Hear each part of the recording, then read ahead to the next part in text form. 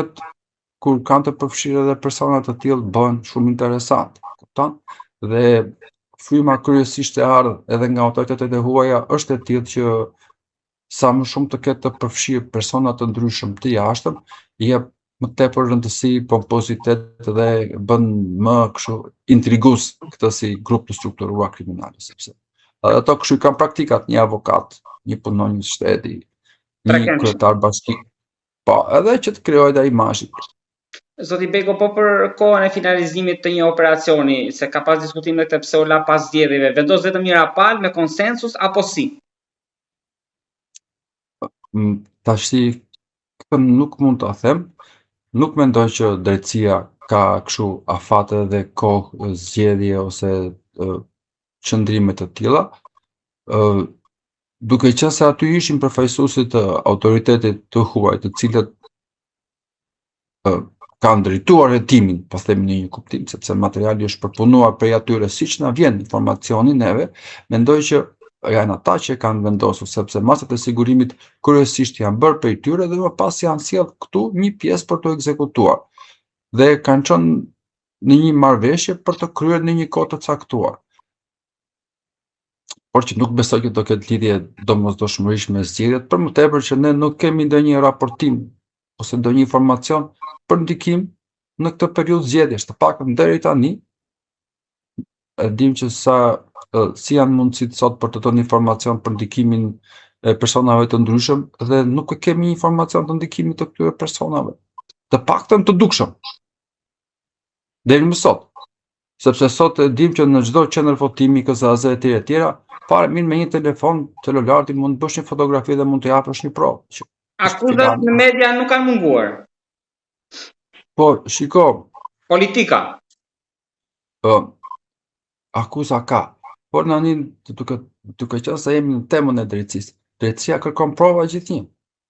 Sepse gjithsekush mund të akuzojë sot, dhe jam dakord që edhe mund të ketë patur, por si akuzon ti pa provë? Sepse kur çon dikë në gjyq, kur flet për dikë, kur përmend dikë, ti duhet të domosdoshmërisht të japësh prova, edhe ato prova që quhen jo gjyqësore në gjuhën tonë. Pra, po ta përmend me një telefon ti mund të bësh një fotografi, mund të bësh një video, mund të incizosh. Askush nuk pengohet sot për ta bërë një veprim, për të treguar që ja është ndikuar. Nuk po të kundërshtoj. Për çfarë the? Por po të jap edhe unë një argument, sepse ne në drejtësi dëgjojmë vazhdimisht akuza kështu. Ky këtë, pa dhe provoje. Dhe kjo është problematika sot. Zoti Beko, nga koha që ju periudha që keni hetuar drejtuar hetimet për grupe të caktuara deri sa u informuat në media normalisht, por edhe me burime të tjera për këtë dosje, ju ka bërë përshtypje si ka avancuar krimi? Pra tani jemi dorë e parë prej shumë vitesh që shkojmë vetë në Ekuador, drejtohet rrjeti, pra i gjithë zinxhiri, i gjithë struktura. Ne në fakt kemi patur hetime, sidomos në qytetet port, vazhdimisht për fenomene të tilla deri dje Shqipëria ka pas luftën kundër këtij fenomeni kryesisht në daljet.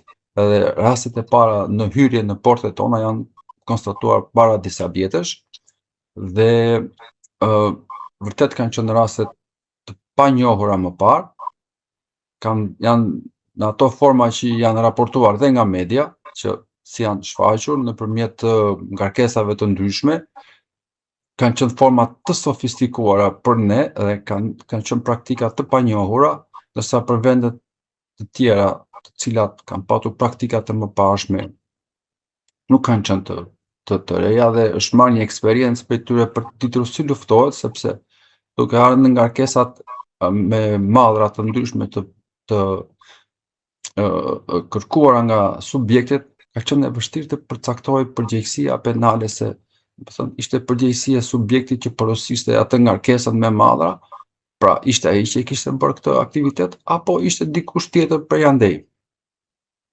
Por që është bërë një punë, mendoj goxha e mirë edhe me autoritetet gjyqësore të këtyre shteteve që mendoj që në mënyrë të padrejtë ne i kemi quajtur shtete të parëndësishme dorës së dytë, por që kanë patur një bashkëpunim të shkëlqyer.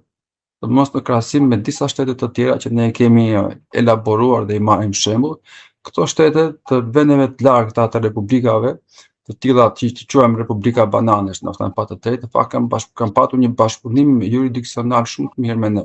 Pastaj problematikat e brendshme janë problematika që mendoj që i has çdo shtet në luftën kundër krimit, sepse problematika kemi si në këto vende, ashtu edhe në vende të tjera të zhvilluara ku ne dimë që kapen ngarkesa të jashtëzakonshme me lëndë narkotike dhe siç edhe dimë që kalohen shumë të tjera që nuk kapen. Zoti Beko, edhe diçka të fundit kam, ju lutem m'jepni një mendim tuaj, ju keni koleg normalisht, edhe do t'rregoni i kujdesshëm, por në anën profesionale dhe me ato që keni parë deri tani, po bën 6 vite, spaku për ju, është më shumë se numra? Më shumë se rezultate, më shumë se numra, në çfarë kuptimi? E kam fjalën edhe nga operacioni i fundit, 52-40, ndërkohë që peshku i madh sipas u iku nga duar, pra ndoshta jo spaku, sa është bashkëpunim, sikur ju e thatë edhe më lart janë shumë persona, 40 e më shumë që kanë qenë ndjeni. Por e kam fjalën, është statistik apo jo? Po mendoj që nuk është statistik. Ne duhet të kuptojmë që në këto kushte që jemi, organet e drejtësisë bëjnë një punë shumë të mirë. Po ecin mirë, nuk është e lehtë që ti kërkosh njerëzve sot që të dënojnë persona të rëndësishëm ose të marrin hetime në një kohë që ne jemi në kushtet e një pasigurie juridike ose punësit e drejtësisë janë në kushtet e një pasigurie juridike që nuk e përmend askush. Gjithsekush kërkon rezultate, por nuk e shikojnë që sot me ndryshimet e politikës bëhen qëndrime nga më të ndryshme Shqipëria vazhdimisht është përfshirë në reforma, siç ndodhin reforma në fushat administrative dhe në fushën e drejtësisë. Ka reforma të dukshme, po edhe të tjera të brendshme të padukshme. Dhe këto reforma prekin kryesisht njerëzit, njerëz të cilët kanë dhënë kontribute, kanë dënuar, jo të gjithë ato që kanë qenë në prokuroritë e posaçme ose në prokurorinë e krimeve të rënda, janë njerëz të cilët mund të anatemohen edhe mund të quhen të lehtë për të sulmuar në këtë kuptim që gjithë në prokuroritë kanë bërë punën e tyre. Çdo vepër penale ka patur rëndësinë e vet. Edhe prokuroria e posaçme ose krimet të rënda ka dënuar persona me burgime të rënda, por mos harrojmë një gjë që veprat penale të vrasjes, para mendim vepra penale të rënda të krimeve, të cilët parashikojnë me burgim 10-15 vjet, kanë qenë kompetencë prokurorie jurisdiksion të përgjithshëm. Dhe janë dënuar pafund dhe ju keni raportuar pafund raste dënimesh në 15-20 vjet, të cilat janë të barazëveshme me dënimet që jepen nga gjykata e posaçme. Kupton? Plus problematika të ndryshme për persona të ndryshëm hetime. Pra, të gjithë kanë bërë punën dhe të gjithë janë në kushtet e një pasigurie në funksion të detyrës dhe kështu duhet ta trajtojmë. Por që mendoj që rezultatet janë të mira. Nuk është e lehtë që të luftosh sot, gjithsekush flet për tjetrin, por që të ulesh në karrige, të marrësh vendime, të nënshkruash, të vesh në shtëpi, të dalësh, të krijosh jetën, nuk është e lehtë. Paktën perceptimi i medias mendoj që gjërat sot po ecin. Me këto problematikat që ka shteti. Zoti Beko, faleminderit shumë. Faleminderit juve.